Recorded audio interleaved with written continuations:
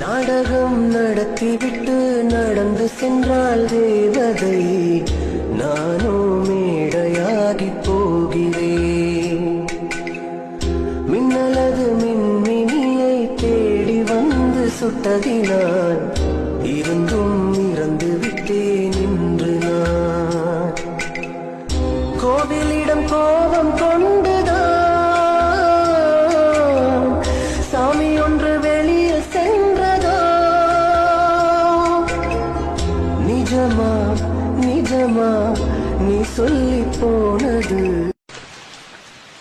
நாடகம் நடத்திவிட்டு நடந்து சென்றால் தேவதை, நானோ மேடையாகி போகிறேன்.